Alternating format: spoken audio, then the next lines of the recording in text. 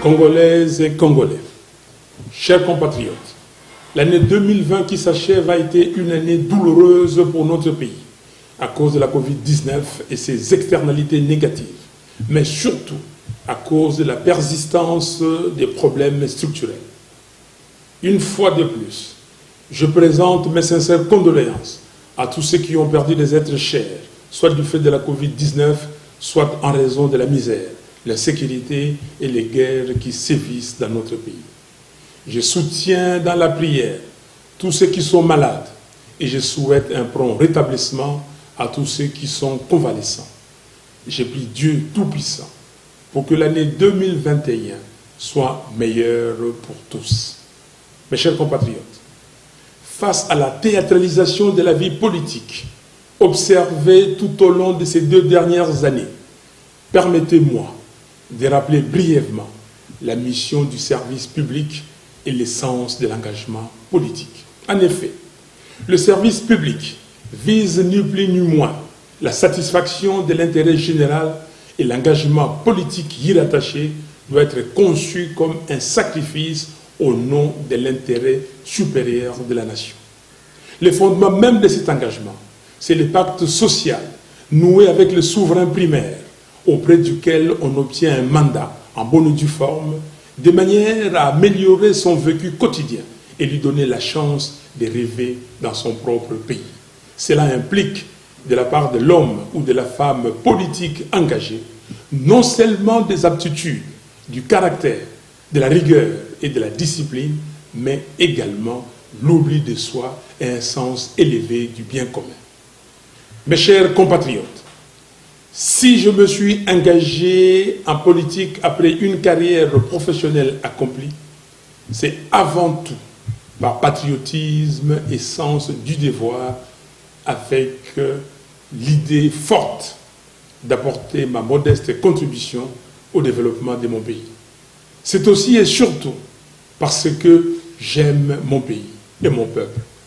Je crois à la méritocratie et je crois à l'expertise pour résoudre le problème multidimensionnel et complexe auquel fait face notre pays.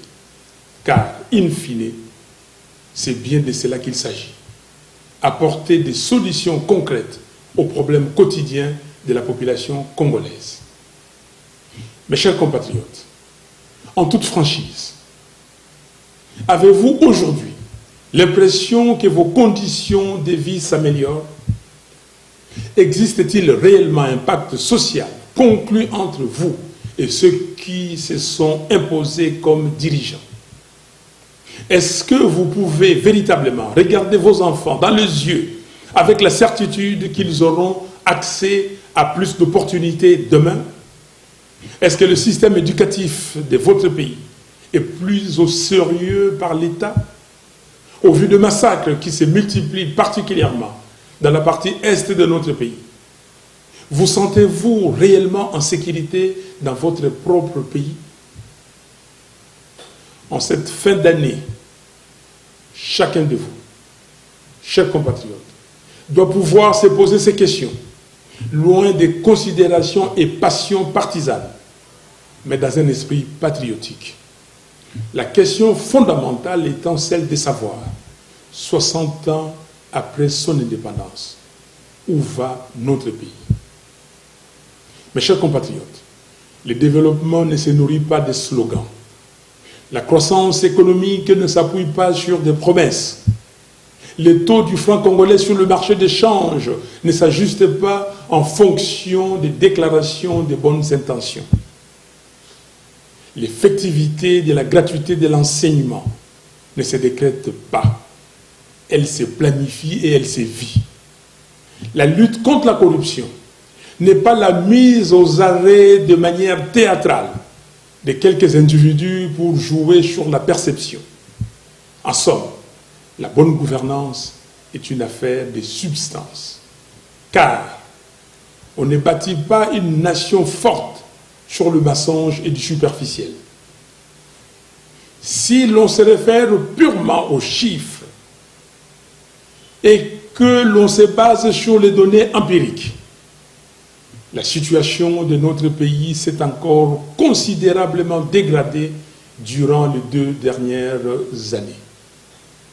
À l'heure où je vous parle, la RDC est presque en cessation de paiement. Autrement dit, le pays n'a pas d'argent pour payer ses créanciers, internes et externes. Et surtout, il est incapable de réaliser des investissements productifs. Les niveaux des réserves de change de la Banque centrale ne représentent que 2 semaines d'importation de biens et services. Curieusement, au même moment, on observe des dépassements budgétaires dans toutes les institutions. Concrètement, cela signifie que, derrière le marketing politique d'une supposée lutte contre la corruption, les caisses de l'État sont saignées à blanc par un groupe d'individus venus dans une logique d'enrichissement illicite. Pendant que les autres nations du monde, y compris certains pays africains, ont mis sur pied une batterie de mesures pour la prise en charge de leurs citoyens, de leurs ménages et de leurs entreprises afin d'atténuer les effets économiques et sociaux néfastes de la pandémie de Covid-19. En RDC, les citoyens sont abandonnés à leur triste sort. Entre-temps, au moins 40 millions de Congolais souffrent d'insécurité alimentaire. Cela signifie que le pays, qui possède la 2e plus grande superficie de terres arables au monde, après le Brésil, est incapable de nourrir 40% de la population en 2020. Au même moment, plus de 6 millions de Congolais sont des déplacés internes dans leur propre pays. Parmi eux, il y a des femmes, des hommes, mais des enfants à bout de force qui passent la nuit à la belle étoile, sous les crépitements des balles, tout en se demandant s'ils auront la force d'ouvrir les yeux et voir le soleil le lendemain. À cela, il faut ajouter l'épineux problème de souveraineté qui est très peu abordé à Kinshasa. Les armées de certains pays voisins se battent sur notre territoire et d'autres encore traversent nos frontières sans que le gouvernement illégitime ne lève le doigt. Lorsque j'avais pris mes responsabilités patriotiques pour organiser une marche en octobre dernier, afin de tirer la sonnette d'alarme sur la situation sécuritaire à l'est de notre pays, les ennemis de la République ont violemment réprimé cette action d'éveil de conscience. En ce qui concerne les infrastructures de base, à ce jour, la desserte en électricité dans notre pays est de 8%, tandis que celle en eau potable se situe en dessous de 30%, contre 60% en moyenne en Afrique. 9 jeunes sur 10 se trouvent sans travail. Nos provinces sont abandonnées et ne reçoivent pas les rétrocessions programmées au budget du gouvernement central. La RDC n'a pratiquement pas de routes. Les routes de desserte agricole ne sont ni ouvertes ni entretenues. Les échanges économiques à travers le pays et au sein de chaque province sont quasi inexistants. Le budget de 2019 et 2020 n'ont pas été réalisés de moitié. La liste n'est pas exhaustive. En définitive, il y a échec cuisant sur toute la ligne et les perspectives d'avenir ne sont guère reluisantes. Disons-le franchement, la RDC est en péril. Pendant ce temps, le régime FCC cache, distrait l'opinion. On prend les mêmes acteurs responsables de l'échec et on le recycle dans une blanchisserie baptisée Union sacrée. Cette transhumance que cultivent certaines politiques et certains politiques congolais sans idéal est un véritable cancer pour notre pays. Chers compatriotes, compte tenu du fait que bon nombre de personnes qui animent les institutions de la République n'ont pas été élus par vous, peuple souverain, ils savent bien qu'ils ne vous doivent rien et donc n'ont aucun compte à vous rendre. Vous ne les avez pas élus, pourquoi devraient-ils se sentir concernés par votre souffrance? Ils ne le sont pas. Ils vont continuer à vous faire des promesses creuses tout en saignant les finances de l'État. Ils continueront à vous parler de l'état de droit tout en violant la Constitution et les lois de la République. Ils poursuivront l'œuvre des transgressions des principes les plus élémentaires de la morale, particulièrement chrétienne, tout en invoquant Dieu, la Bible, entre leurs mains. Les codes des interdits et l'essence du devoir ont disparu. La raison semble avoir quitté la maison Congo. Ce qui est plus regrettable, c'est la caution que leur apportent certains acteurs de la communauté internationale, qui ne semblent point tirer les enseignements des erreurs du passé. Ces représentants des vieilles démocraties et d'états de droit sont désormais ambigus et même devenus aphones quand il s'agit de défendre le principe que leur pays prône. D'aucuns sont même allés jusqu'à soutenir publiquement les faits flagrants de corruption observés récemment à l'Assemblée nationale. Nous condamnons cette politique de 2 poids 2 mesures et exigeons le respect de la part de certains de nos partenaires extérieurs. C'est ici l'occasion pour nous de rappeler à chacune et à chacun de vous que les membres du FCC cash sont les acteurs responsables de l'état morbide actuel du pays. Et tant que ceux-là même qui se sont caractérisés par les antivaleurs porteront la destinée de notre pays, il est illusoire de penser que le quotidien du Congolais pourra s'améliorer. Mes chers compatriotes, nous avons besoin d'hommes et de femmes politiques en symbiose avec le peuple, qui vont mettre fin à l'absence de l'autorité de l'État. Nous avons besoin de personnes courageuses, notamment dans les dossiers actuellement étouffés, tels que l'érection irrégulière et dangereuse de Minembwe en commune rurale, l'invasion de la partie est de notre pays par les armées de certains pays voisins, le projet de balkanisation de la partie orientale de la RDC, notre beau pays, ainsi que les pillages de nos ressources naturelles. Nous avons besoin d'hommes et de femmes politiques qui n'auront pas peur de soutenir publiquement et d'appuyer les combats que mène le docteur Denis Mukwege pour l'exhumation du rapport Mapping, ainsi que l'instauration d'un tribunal pénal international pour la RDC. Il nous faut une justice impartiale qui fonctionne pour tous et qui s'active en toute indépendance pour mettre fin au règne de la corruption, de l'impunité et de l'arbitraire. Notre pays doit avoir un cap, une direction, des compétences et une vision claire qui s'articulent non pas sur la démagogie, le mensonge et l'hypnose, mais sur une planification méthodologique et une série d'actions décisives. Où nous amène le pouvoir usurpé 2 ans après les hold-up électoraux sans précédent dans l'histoire du continent. Un hold-up présenté de manière légère par ceux qui tentent de falsifier l'histoire comme étant une passation pacifique du pouvoir. Comme si les Congolais étaient incapables d'exercer leur souveraineté dans la paix.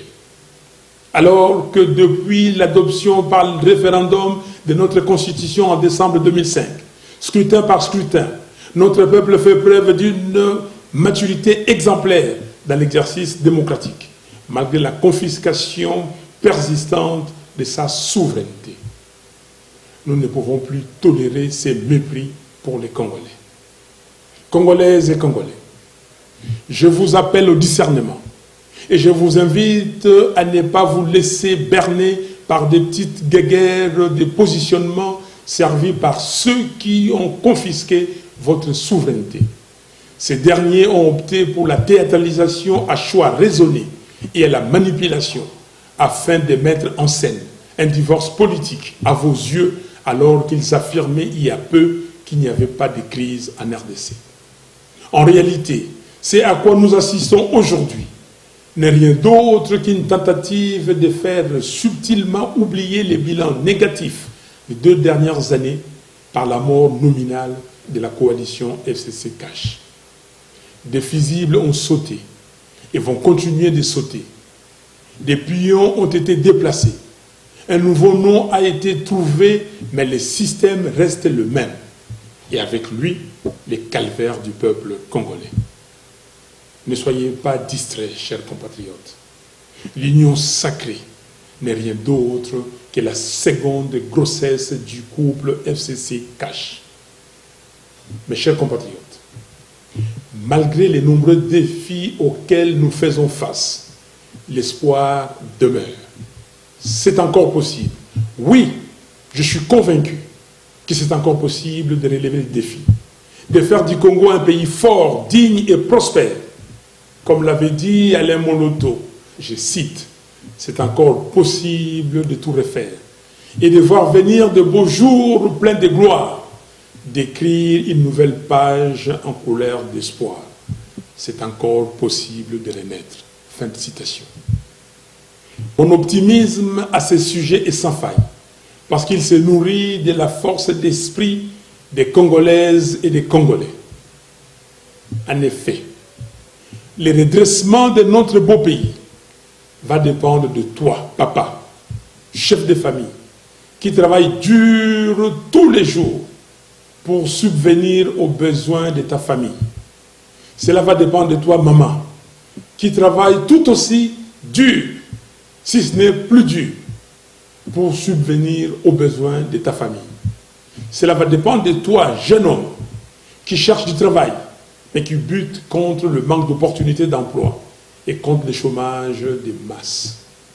Cela va dépendre de toi, jeune fille, pleine de rêves, malheureusement obscurcis par le manque de vision et l'avidité des politiciens corrompus et égoïstes. Cela va, en définitive, dépendre de notre capacité collective à dire non, à dire stop à la complaisance, à dire trop c'est trop, il faut que ça s'arrête. Et il est temps qu'une alternative crédible prenne le dessus sur la médiocrité et la cupidité. Nous pouvons faire mieux, nous devons faire mieux. Pour y arriver, il est primordial de rétablir le peuple congolais dans sa souveraineté. Il est impératif d'obtenir une réelle alternative politique démocratique qui soit porteuse d'un véritable changement. Ainsi, la crise multiforme née du hold-up électoral de décembre 2018 ne peut se résorber que par de nouvelles élections justes, transparentes et crédibles. C'est pourquoi, devant l'histoire et devant les Congolaises et Congolais, j'en appelle au bon sens de toutes les forces en présence. Évitons de répéter les mêmes erreurs qui, depuis 1960, ont plongé notre pays dans un cycle de crise perpétuelle de légitimité. Gardons à l'esprit notre loi fondamentale. Celle-ci renseigne dans son exposé des motifs que tout le temps que les institutions de la République et leurs animateurs seront illégitimes, la RDC restera engluée dans des crises politiques récurrentes qui plombent sa stabilité et son développement. Il ne s'agit pas d'une hypothèse, mais d'un constat. Et les événements auxquels nous assistons aujourd'hui donnent toute sa raison d'être au contenu de l'exposé des motifs de notre Constitution. En effet, une majorité préfabriquée, même si elle est subvertie, conserve son caractère artificiel et donc illégitime. Alors, sous couvert de l'utilisation abusive du pragmatisme ou du réalisme, combien d'expérimentations hasardeuses nous faudra-t-il encore dans notre pays pour que nous comprenions que la corruption n'engendre que la corruption? C'est pourquoi j'insiste sur ma proposition de sortie des crises, de manière à ce que nous puissions entreprendre des réformes institutionnelles profondes et consensuelles entre les parties prenantes, sous les bons offices des leaders religieux congolais, avec l'accompagnement de la CIRGL, la SADC, la CEAC, l'Union africaine ainsi que les Nations unies. Ces réformes urgentes et nécessaires doivent porter notamment sur la commission électorale, la loi électorale, la Cour constitutionnelle, la défense, la police et la sécurité, la lutte contre la corruption, ainsi que les droits humains. Nous devons redonner la parole au peuple en organisant de nouvelles élections anticipées, présidentielles, législatives nationales, législatives provinciales, sénatoriales, présidents des assemblées provinciales et gouverneurs des provinces. C'est dans la mise en œuvre de cette proposition que se situe précisément notre responsabilité historique commune. Toute autre voie n'apportera que des solutions cosmétiques, reposant sur le mensonge, la corruption et la manipulation, sans résoudre la question des fonds qui est celle de la crise de légitimité des institutions et de leurs animateurs. Chers compatriotes, pour accompagner le peuple dans la reconquête de sa souveraineté, j'annonce qu'à partir de ce 20 janvier 2021, je mettrai en place un cabinet composé de femmes et d'hommes qui veulent que le Congo de Kimbangu et de Lumumba soit fort, digne et prospère. Pour mériter le respect et l'honneur des générations futures, nous allons accentuer notre combat par des voies et moyens démocratiques afin de restituer au peuple son pouvoir de choisir librement ses dirigeants. La vérité des urnes. Que personne ne vous impressionne ou ne vous fasse douter du pouvoir qui est le vôtre. La souveraineté vous appartient.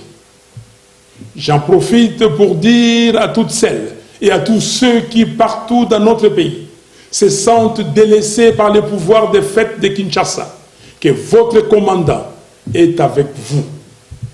Je ne vous abandonnerai jamais. La RDC, c'est les 2 345 410 km² que composent ces 26 provinces et c'est près de 90 millions d'habitants dans toute leur diversité, sans oublier sa diaspora, qui est la première source de financement de l'économie du pays. Nous sommes un peuple vaillant et solidaire. C'est dans cet esprit de solidarité que j'avais prévu de passer la fête de Noël à Lissala, dans la province de la Mongala, comme je l'avais fait l'année dernière à Beni, dans la province du Nord Kivu.